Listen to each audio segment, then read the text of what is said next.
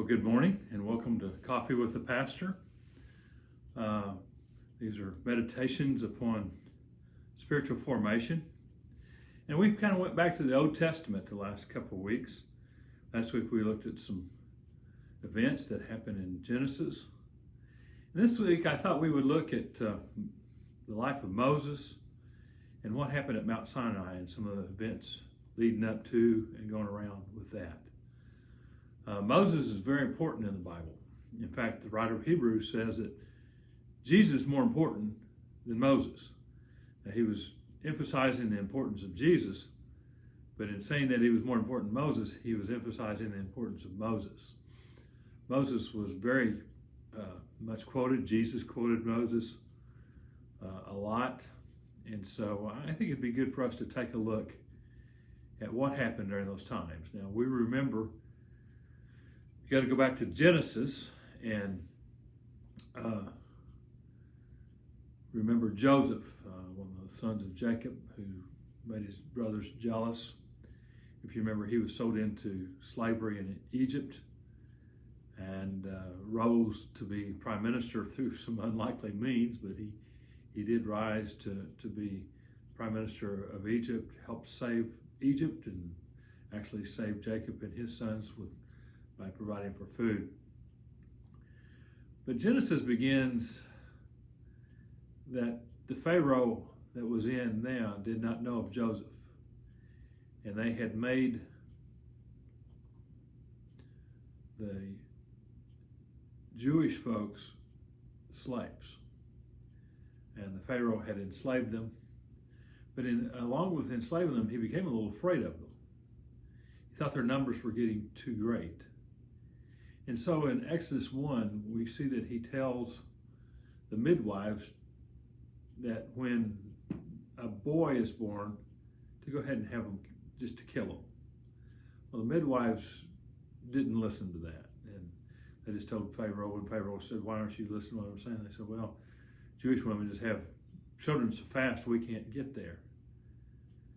And so then he made an edict that all the Jewish boys born were to be thrown into the Nile River. Well, that didn't set well, and obviously, but that was the law. And I get the feeling that if the parents didn't do it, that there would be some Egyptian officials to help them. And in Exodus 2, there's a very interesting passage, a couple of interesting things about it. Moses is born to his parents from the tribe of Levi. And Moses' mother looks at him and says, "It's good. He's good." Now, you won't get this from English translations. I think the NIV saw that he was fine. Others say that he was beautiful. But the exact words that are used, and his mother saw that he was good, is the exact language that was used in creation. Remember, God created, he created light on the first day, and at the end of the day, he said, "It's good." And then he did the expanse of the sky on the second day, and it was good. And all throughout the days, after each day of creation, he'd look at it and proclaim it, "This is good." It's the exact words. Now, this is not by accident. The Hebrew language is kind of interesting that way, but it's the exact words that was used. In other words, she saw that Moses was a creation of God, that God had created him. And so she hid him for 3 months, but she couldn't hide him any longer. And so then the Bible says that she made, and the word we use a lot is a basket. It probably was a basket, but that she tucked some reeds and made, but the Hebrew word is ark. She made a little ark for him. She made it out of the reeds, and she put tar and things to make it waterproof. This word's only used twice in the Old Testament.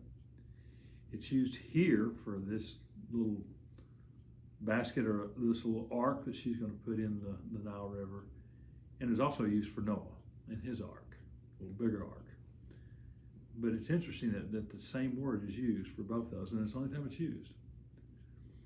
But if you remember right, she puts him in the reeds there in the Nile, around where Pharaoh's daughter would come and refresh herself every day with her court. Well, you know what happens. Pharaoh's daughter comes, and then she sends one of her servant girls to look and see what's happening. And they rescue Moses out of the Nile. And she raises Moses in the Pharaoh's house. Now, I find it interesting that Pharaoh was having these boys killed, and yet his daughter chooses to raise one. And it is interesting through the Bible to notice how the women get their way. They do.